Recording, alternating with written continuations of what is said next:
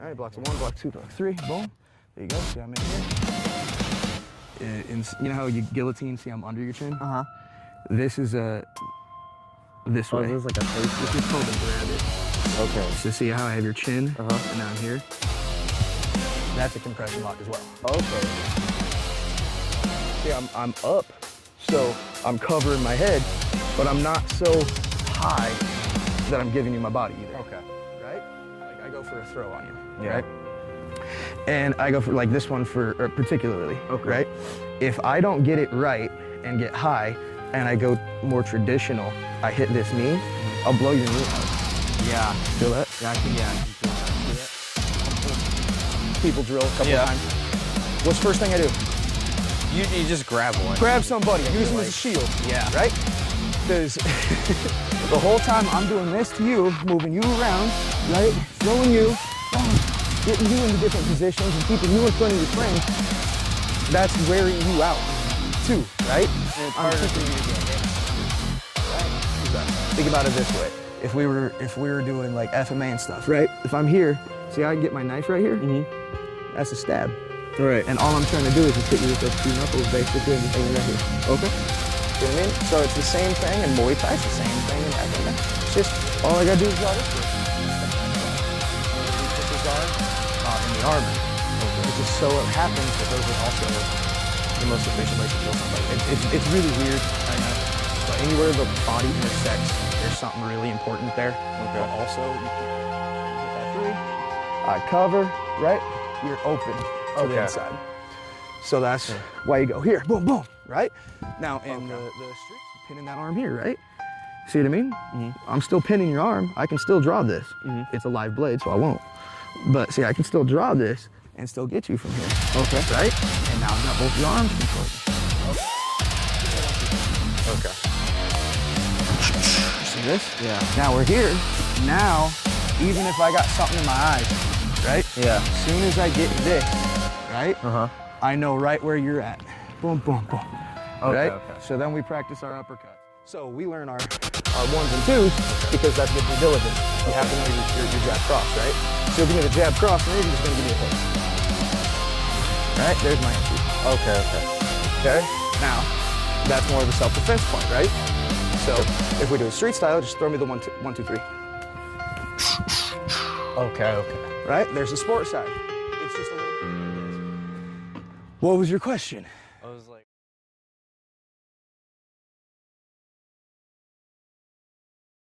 Filipino grappling, and you So tell me.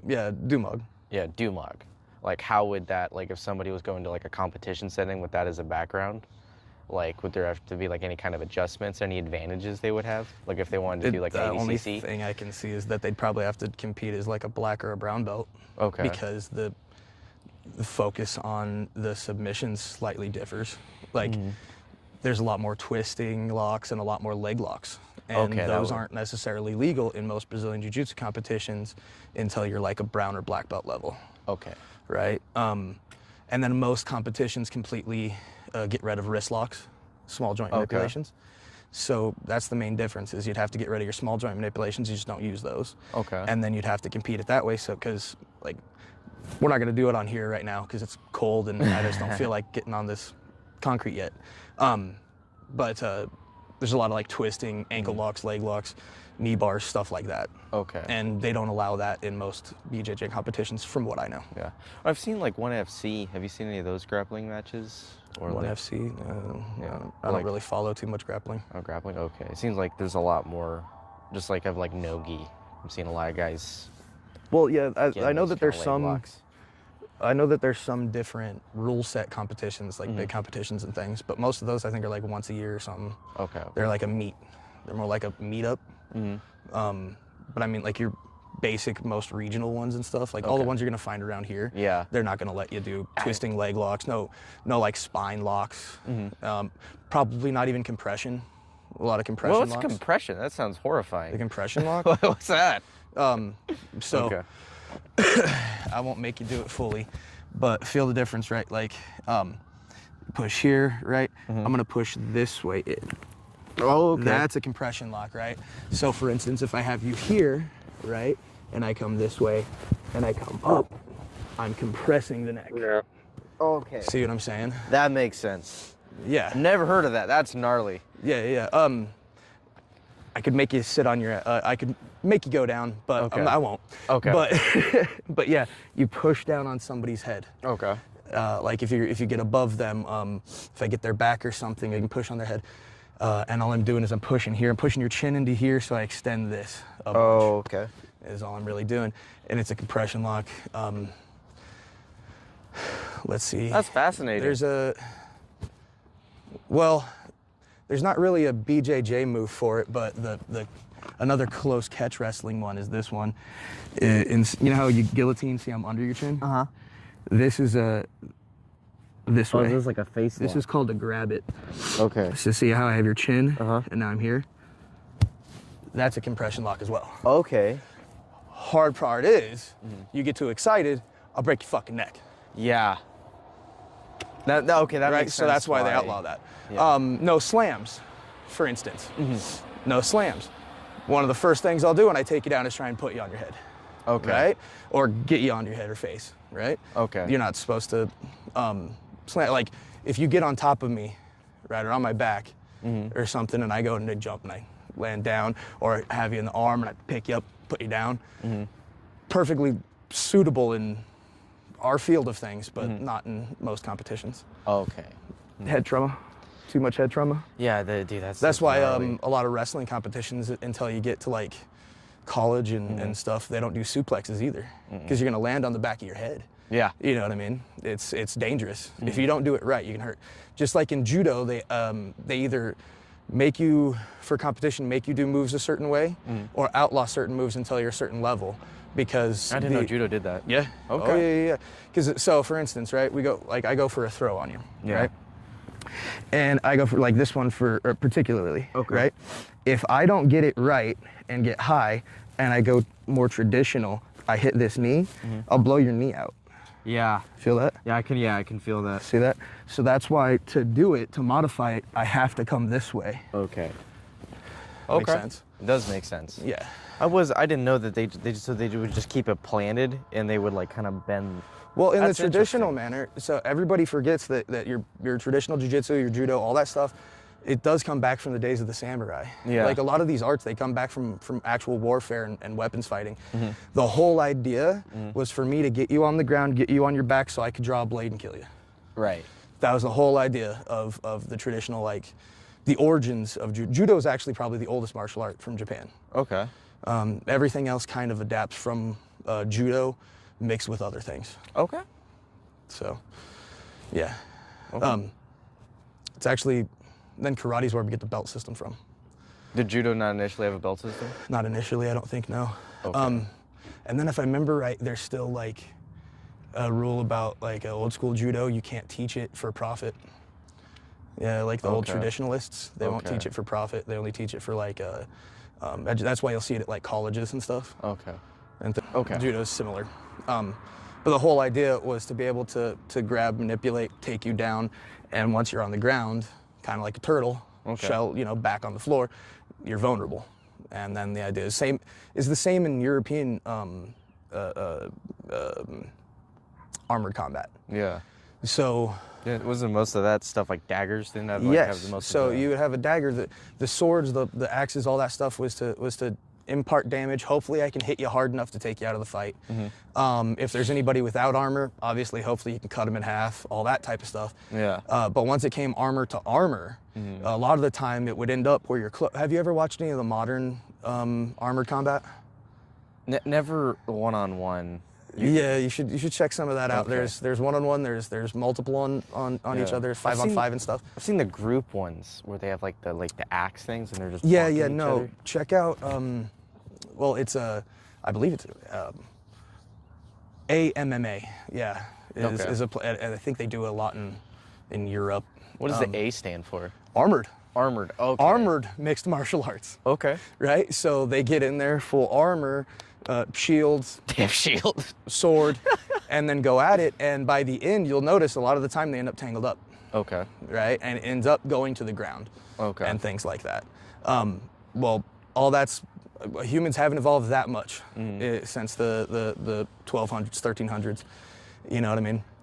So the whole idea is, especially because if you're in armor, once you're on the ground, you know how hard it is to get off the ground in armor? That would suck. You gotta roll yourself over like a turtle, dude, and get up. It's slow, you know what I mean? Because you don't have joint manipulation. You're not gonna be able to pop up real easy like we do in modern clothing or in, especially in like sportswear. Okay. You know, like in the gym. You hit the ground, you can get right back up, right? Okay. Well, we have mobility. But if you have 100 pounds of steel and wool covering your entire body, you're not getting up very quick. Yeah. No. Right? Even though the samurais had lighter armor, same thing. You're not getting up very quick because all that constricts your mobility. Okay. Right? So as soon as I got you on your back, just like a turtle, you're kind of vulnerable and helpless. Yeah. And that was when, like, the whole idea of like showing mercy and stuff. Yeah. That meant, see, I can best you, I could kill you now, or just let you go, right? That would be a gentleman way, be a nice way. But most of the time it ended up with somebody getting on top of them, pulling a dagger, and putting it through the slit in their helmet. Okay. Wouldn't even bother pulling the visor up or nothing. They just find a hole. Or remember how I show you to go into the armpit? Every armor, any type of armor you'll see almost anywhere in the world, that's a vulnerability. Okay. Even in modern armor. Okay. Right? In modern armor, you might have some side plating. Okay. That's on higher level, like ballistics vests and stuff. But still in here, you don't. You don't have anything, right? So even in modern armor, that's still a chink in the armor right there. Okay. I guess I maybe shouldn't say that. Still a flaw in the armor. Shouldn't use that C word, apparently. And then inside of the legs. Okay. Was another one. But in the European, you had to go into the groin. Okay. Because they did have steel here. Okay. Right? Well, in the English, but there's a lot of different types of armor. There's Yeah. English armor, there's French armor, there's Spanish armor. Okay, I They all didn't know have they all differences. made different. That makes sense. They That all wasn't are all aware of that. different. Yeah. And because the ways they fought were different too. Okay. Right?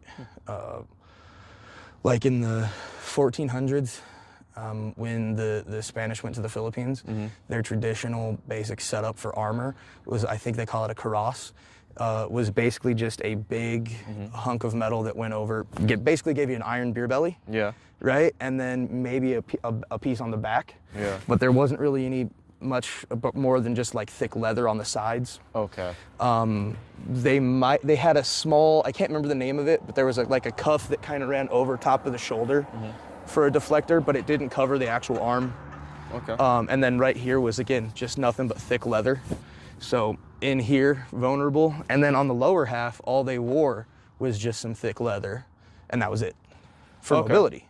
Yeah. And because they rode a lot of horses, right? So they had their pants and stuff, and not easy to cut through, but it's not really stopping anything. Yeah. But they were also starting to battle with muskets basically around that time. So they were more worried about their helmets. They had those, those iron-looking helmets with like caps, those look kind of with cool. the almost cowboy hat-looking kind of helmet. Yeah. That was like the Spanish type helmet. So they'd wear those, something on their shoulders, something on this, and then the lower half, they were riding horses and things. They couldn't have it covered up very much. So for mobility sake, they got rid of that. Well, then that screwed them when they go to the Philippines, because then obviously, like I show you, all the attacks that you can do to the insides, right? Well, that's partly why. Okay. Is because that was where the weaknesses are in the armor. Okay. It just so happens that those are also the most efficient ways to kill somebody. It's really weird, I know, but anywhere the body intersects, there's something really important there. Okay. But also, you can't really armor it, because if you put armor up under here, You can't. how are you going to do anything? Yeah. Right? So you can't armor your most vulnerable spots. So that's why a lot of the That sucks, thrusting and dude. things end up. So like I show you when we get close and things, right? Like when you go for your stabs, we go into here, Yeah. right? Because I'm going into the femoral artery. Okay. Or I show you we go into here, because I'm going into the brachial artery. Okay. Right? And it's the same thing, no matter, even modern armor, you're not going to be armored there, you're not going to be armored here. Okay. And almost never will you be armored in the groin.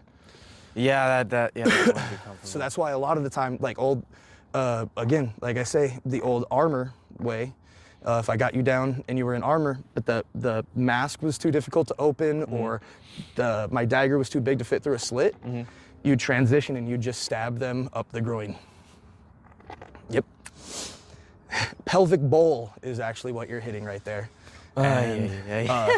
So the way your arteries run is like down your spine, right?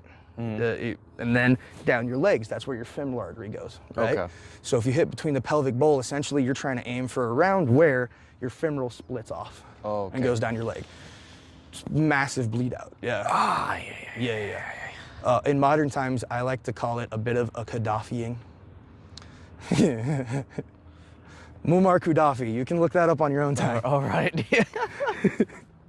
I don't know how you kids don't know history. I know that is. I don't know how he died. If I can remember this one, just go ahead. You can grab it. Right? You grab the. Yeah. The tail? Yeah. Okay. And yoink, yoink, right? Yoink, yoink. There you go. There we are. Fuck that. See? Yeah.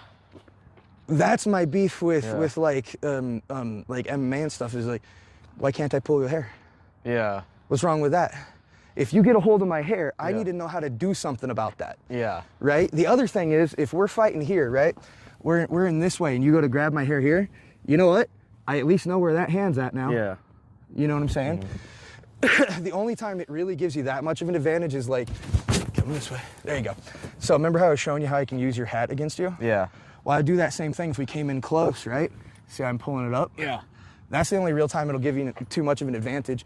But in grappling, it gives you a big advantage. Yeah. Right? So that's why you can't do it. takes away too many options. Yeah. It's just the rule set. Yeah. Same as like I say, the 12 to 6. It was just because they saw people like me breaking bricks. Okay. And that's, so that's why I tell you there's a difference between like your military combatives, your self-defense or street combatives, and your sports combatives. Yeah. There's always going to be a big difference in all of them. Okay. Like I was telling you before we started recording, why would I show anybody military combatives? That's literally just showing you how to kill someone. Yeah. There's no point for that. Yeah. The average civilian doesn't need to know that. The fact I know it boggles my mind. I never should, why people trusted me with that knowledge, I don't know. And then your street combatives and stuff is gonna include things that are kind of militaristic. That's why it's a martial art. Martial and military are two halves of the same coin, right? Yeah. Right? The military is always a martial force. Yeah. Right? Martial means of warlike, right? So, pre-Geneva Convention, can you think of a time when there was really actual rules to war? Not really. Yeah, well, there was gentlemanly combat, there was duels and things. Yeah, most European history, they had some stuff similar. There was maybe things like, uniform codes and different things like that, or times of day. Yeah. Right, but those were more logistical things, what I would call logistical things. Those weren't rules on how you can kill each other. Yeah. Those were just rules, when do we get together to kill each other? Yeah. That's different, that's logistic. I'm talking about before the Geneva Convention, there's not really a time when there was, okay, you can't kill people this way, it's just too brutal. Yeah. You just always went for it. Yeah. And then think about the American Revolution. They didn't like us because we didn't stand in a line. Yeah. Well, that's just the way they got used to it, because they fought in fields. Yeah. Right? They fought in big, large fields. But then when you come to forests and things, it doesn't work like that. Yeah. Right? So sometimes the area you're fighting in kind of affects the way that you'll fight.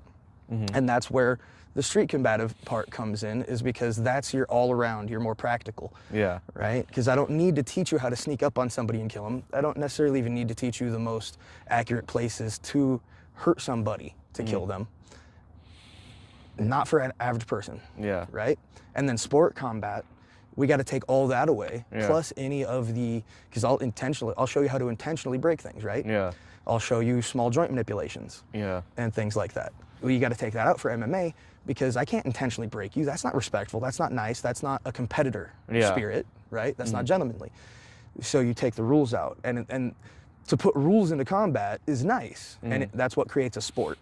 But people kind of get the idea of the martial art and the sport combat side confused. Yeah. It's a form of combat, but combat isn't always martial. Martial means warlike. Yeah. Right? So, I mean, it's a what do you call it? It's kind of pedantic thing, you know? I'm not fully sure what that word means, pedantic. Pedantic Sounds old. means well, I mean, it's a scholarly word, okay? Pedantic is like nitpicky almost, kind of. Oh, like just okay. a very, very small detail. It's subtleties. Okay. Is what it is. Okay. It's a very small, there's subtle differences. It's just the way that you use the word. Colloquially now, we just know martial arts as just the one thing, and mostly we think of competition sports when we think of martial arts. We don't think of the old stuff where, like we were talking about before, the whole idea is I just put you on your back so I can stab the crap out of you. Yeah. Which is traditionally where a lot of all martial arts come from. That was the origin of most of them.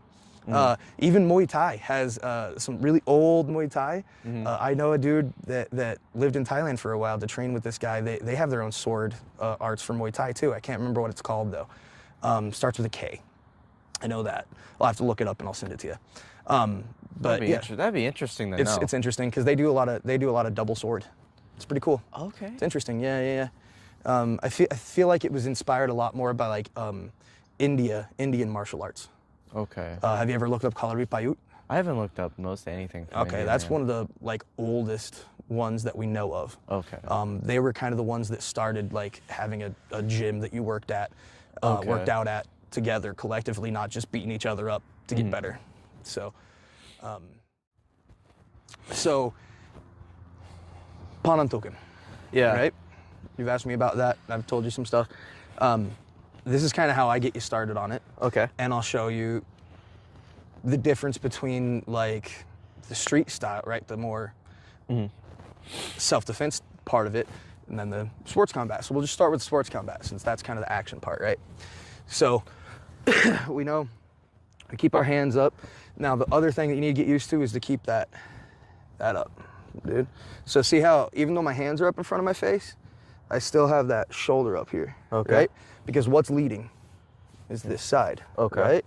So I'm more vulnerable on that side. So I got double guard on this side, basically. Okay. Right? And then this one's up here, and it covers my whole right side and my center. These both cover center. This covers my neck and jaw on this side. This covers my neck and jaw on this side. Okay? So that's almost where you get that even that Philly shell from, too. Okay. Because once I come here, I don't have to worry about as much about this side. Okay. Worry about this side, right? So that's how we learn to use our hands now. Our hands are already up, so you already know this. When I throw that jab, you catch with the left, right? But see how much space you just gave me? Yeah. Try not to give me so much. Throw it right at my chin. Right at my chin, right at my chin. Touch me. There you go. Touch. There you go. All right, go. See this? You can throw the two whenever you want. Okay. Right? So the two is an entry. Okay. Right? So the more street style, because generally, most of the time in self-defense, you don't really have to worry about a pro boxer, somebody that knows a whole lot of shit coming at you with really good straights. A lot of the time, you're gonna end up with those haymakers. So we learn our ones and twos because that's good due diligence. You have to know your jab cross, right? So you'll give me the jab cross, and then you're just gonna give me a hook. Right? There's my entry. Okay. Now, that's more of a self-defense part, right? So if we do it street style, just throw me the 1, 2, 3. Okay. Right? There's the sport side. It's just a little bit faster, and I'm not going for that more grappling side. I'm going straight for that striking side. Right? Because when you go to throw that 3, and I cover up here, see, I'm up, so I'm covering my head, but I'm not so high that I'm giving you my body either. Right? But when you hit that 3, I cover, right? You're open to the inside. So that's why you go here, boom, boom, right? Now in the street style, I expect this to be a little bit more wild, and my goal is gonna be slightly different. So when that 3 comes in, this time just make that 3 big. Give me the 1, 2, 3. See this? Now we're here. Now, even if I got something in my eyes, right? Soon as I get this, right? I know right where you're at. Boom, boom, boom. Right? So then we practice our uppercuts. Okay.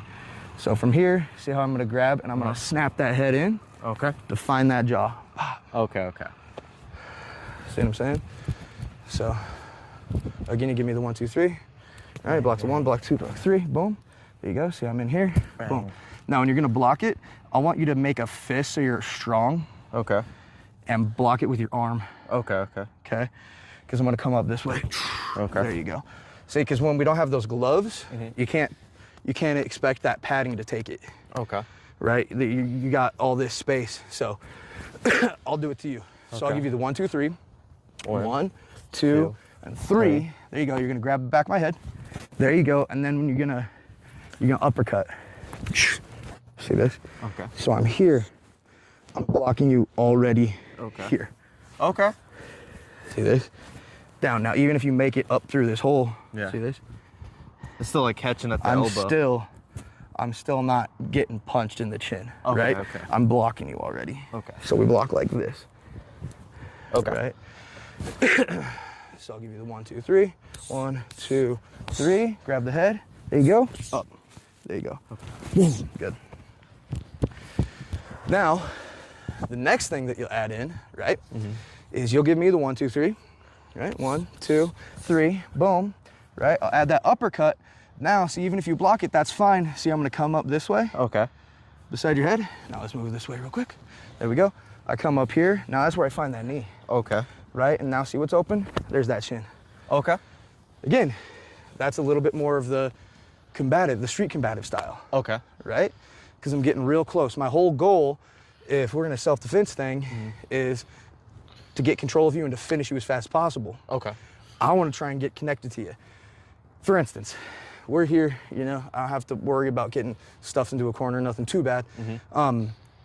But say you got buddies or something. Yeah. Right? If you got friends, you've seen me do the multiple people drill a couple of times. What's the first thing I do? You just grab one. Grab somebody, use them as a shield. Yeah. Right? Because the whole time I'm doing this to you, moving you around, right? Throwing you, boom, getting you into different positions and keeping you in front of your friend, that's wearing you out too, right? And it's harder for you to get hit. Yes, I'm keeping you busy. I'm using you as a shield between them. I'm using my movement to affect you to also see around me. Okay. Right? So that's why I always say, once I grab, I can be striking you, but I can be looking elsewhere too. See this? Because you never, ever need your eyes to find your own body. Okay. It's called kinesthetic awareness, right? Again, that's a bit of a difference between combat sport and self-defense. All those same moves are the moves that you do in Muay Thai. Yeah. It's all the same stuff. Yeah. I mean, the human body only moves so many ways. You know? So, like for sport practice, purposes, like I was showing you, only difference you'll do is like maybe cover here, and then you'll just go straight back to your striking. Okay. Right? And again, more self-defense stuff. If you end up hitting low and my arm comes up over, I'll come here. What do I got then? Oh, Bam. dude, that's gnarly. Right? Yeah. So the difference is, I know that I can't break your arm in sport combat. Yeah. You don't do that. That's not gentlemanly. But in a street fight, I might have to. Yeah. It might be advantageous to me. Because again, what if you have a buddy or two? Yeah. So I've told you about my 60s and everything. And the last one is decimation. And that also comes in for empty hand too. If I have to use my hands, I'm gonna break as much of you as I possibly can because I want my offense and defense of you to essentially scare everybody. Yeah. Right? If you got buddies, I wanna hurt you so bad they don't wanna fight me anymore. Right? Make sense? As opposed to in sport combat, I know for a fact we're gonna have to duel this out till one of us is fully bested. Yeah. Right? And if I get a chance to thumb you in the eye, I'm not gonna take it. Yeah. If I get a chance to knee you in the balls, I'm not gonna take it. Yeah. Because we agreed on that. But in a street fight, in self-defense, Yeah. you know what I'm saying? Different. In life and death, there's none of those rules, right? So, if I, like, for instance, I always tell you guys, we start here. This is how you start in more of like a self-defense, right? Because I'm up, my neck is covered, right? My hands are out. I don't look like I want to fight. I look scared. Yeah. Right? But what's the difference between this and this? Just a couple inches. Yeah. That's about it. I'm still in my fighting stance, but this is more like a long guard. Yeah. Like, So think this is kind of like a double long guard, right? Yeah. So same as we do in Muay Thai, you know, Muay Thai will kind of be like here. We just do it out here. I just stay a little extra long. This shows you my hands are empty. I don't want to fight you, right? But now I have my guard and I'm right there. And if you engage and you crouch in, I can sink and now I'm already in my fighting stance. Right. See what I'm saying? But now the onus is on you. You're the one encroaching. Yeah. Right? And if you put your hands up in an actual aggressive manner first, Yeah. like go for, yeah, there you go. Go for the traditional boxing stance or something. Or like guys do, like that, right? You know what I'm saying? Like pump faking and all that crap. If you start doing that and I'm right here, the onus is, okay, boom. Yeah. You just engaged. So now I can go. Yeah. Right? But I'm not going to engage first. See what I'm saying? But as soon as those hands come up, like, okay, it's fine. Okay. Remember that one? So I always say, don't do this in a street fight either. Right? Because as soon as that hand goes there, what am I going to do? Bomb. Yep, and I'm blocking this hand. So now you can only see half as much and you can only do half as much. Boom. Okay. See what I'm saying? Again, difference between street fighting and sport combat. I'm not trying to best you, I'm trying to hurt you. It's just a different thing. Okay. It's just a different application. Same movements, because we're the same creatures. Our bodies move mostly the same way. You know, some of us are a little messed up like me and I don't bend as well as I used to. Yeah. But for the most part, our bodies all can be manipulated in basically the same manner. So just because it's something that you learn for self-defense or it's self-defense like doesn't mean you can't use it in sport combat. It just means you're gonna have to adapt it. Yeah. Right? So like for you like to do Muay Thai and boxing, you can still use those things, you just can't go for the arm hook. Yeah. You can go for the overhook, right? I can go like this though. Yeah. And hold you, that's fine, right? There's no problem with that. There's not much of a difference between them, right? It's the same thing. And then even here, boom, and then I can come in, right? Okay. Same as we do with this. If I get you long, I might hit you in the ribs or might go for that cut before I go for that arm, right? Right. Well, in clinch work, right? Like in Muay Thai, right? We get in the clinch. I can always overhook you like this or hold you like this, right? Well, why shouldn't I get used to these? Feel that? Yeah, those are important. See what I'm saying? So Just like a little... exactly, and I'm still holding on to that arm, right? I'm not letting it go. I'm just waiting, and as soon as I feel you maybe push into me a little, boom. See that? I'm gonna hit, because now once you pushed in, I'm betting you're gonna pull back, right? Yeah. Boom. See what I'm saying? So, and those are more like little like check hook. Well, not a check hook, but rabbit punches. I think is what it used to be called a lot. Just a short hook. Yes, I mean just do something short and sharp. Something in MMA that people got upset about that Conor McGregor did, which I applauded, even though I'm not the biggest fan of the way the guy fights. Yeah. Is when he's in clinch, he'll do shoulder smashes. Yeah. Beautiful. Yeah. Why wouldn't you? It's a weapon that's right there. There's no rule against it. Use it. Yeah. Right? So you can always adapt the traditional stuff to the sport combat. Okay. But it's in my opinion harder to take and make the sport combat applicable for actual self-defense. Okay. Because I mean you can see a lot of videos. A lot of the guys like in the UFC and stuff that do good at that have already had like a lot of bar fights and experience and been in traditional martial arts a lot of their life anyways. But a lot of people that only do MMA get overly confident and get themselves hurt because they go out looking for a street fighter, they're in the bar, you know, this and that. And then they forget like, okay, I'm not just squaring off with this one guy, this isn't sparring. Yeah. Right? I pissed him and his buddies off.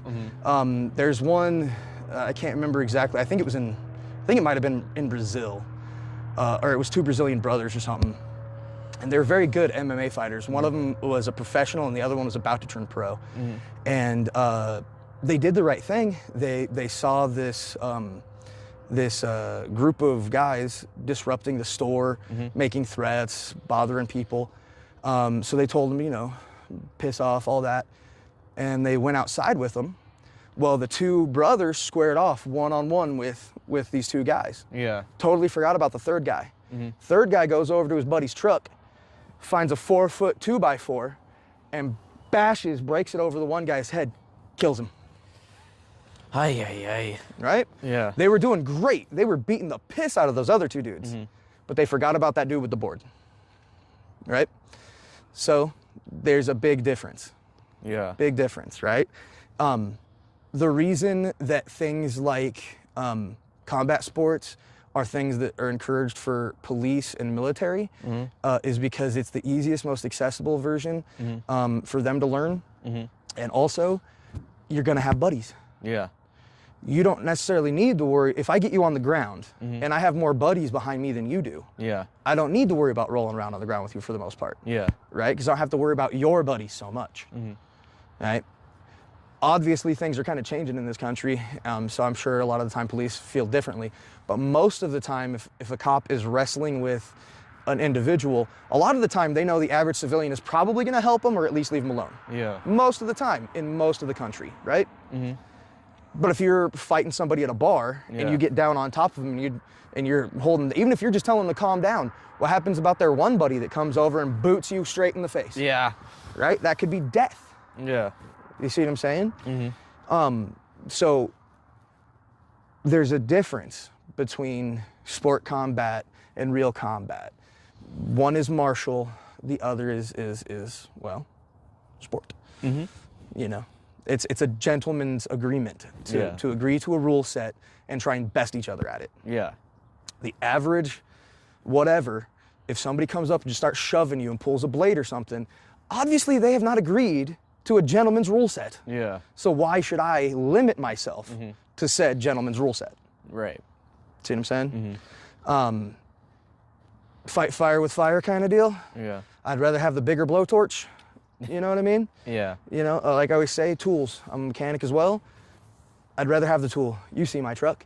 I'd rather have as many tools as I can, even if I only use them maybe once a year. Yeah. I'd rather have it there because if I need it, I need it, right? So, I mean, it's the same thing with your martial arts toolbox. The sports side, in my opinion, is the best to keep you physically fit and keep you active and keep you sharp on stuff. Yeah. It doesn't mean that it's the be-all, end-all. Yeah. It doesn't mean it's the ultimate. It doesn't mean it has all the answers. Because like I just showed you, there's a lot of things that if you only do the sports side, you're never going to get introduced to, and you're going to think, well, what the hell? I never even thought about that. Well, yeah, because you were told specifically to avoid things like that. Yeah. Right? Like in all combat sports, thumb in the eye. That's not gonna fly with nobody, nowhere, never, right? And agreeably so. You shouldn't do that in a friendly competition because it's not a friendly thing to do. Yeah. But if I'm worried about you coming at me, or you got buddies, or I got a family to protect, I'm not gonna play by that stupid rule set because you're a threat to me now. So I'm gonna do a lot of damage, right? I'm not gonna do damage until you say I give in. I'm gonna do damage until you can't come at me no more. Yeah. Right? Is that there's a difference between those, right? You know, arguably, obviously, a knockout is good enough. But if I knock you out and you got buddies, well, I've still got them to worry about too. Yeah. Right? So I need more tools in my toolbox than just one good right cross or left hook or one good head kick. You know what I mean? I need a few more tools than that to make sure that I have bases covered, which is the same reason that you should know grappling. You should know striking. I believe that, you know, if you're going to be in martial arts for a long time, you should know all your bases, right? And I believe that's why FMA, in my opinion, is the ultimate, is because we do weapons, empty hand, grappling, you name it, we'll get involved. There's dudes in FMA that literally do whip. They train with bullwhips and stuff, dude. Indiana Jones style. It's insane. It's pretty wild. It's pretty wild. You know, I showed you like the Dog Brothers and stuff, you know? Them, for instance, the whole idea, I think that they used to do, I don't know if there's still a club that gets together and does lessons anymore. Okay. I don't know if I don't know. I'd have to look it up. But anyways, but yeah, they used to get together and there was lessons and stuff, but the main idea was all about practicality, right? Let's just throw you in there, see how you do. Yeah. And it was more realistic. Yeah. You know what I'm saying?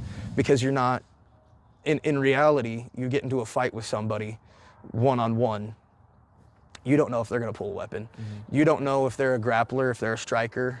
You know what I mean? If their entire intention is just hold you down and try and bite you. You know what I'm saying? Yeah. Like it was back, I don't know, you were probably a little kid then, but there was a drug out called Spice a while ago, many years ago. And bath salts is what everybody knows them now as. Okay. The zombie one. Yeah. A couple people went loony, pulled all their clothes off and started eating people while they were on it. Somebody might hold you down and literally just try and bite your face off. I mean, that's why I say like there's a big difference in the world of the arts, is because you can't assume that somebody's gonna do that. You know what I mean? You can't have that in your box. I saw something one time, a gal was walking, like it was a police video or something, a gal was walking down a street and some prostitute just had beef with her and ended up taking her nail, thumbing her eye out, lost her eye. Ay, ay, ay. Yeah, dude. Like, I mean, that's it's real stuff, dude. You know what I mean? Like, that's why I train more.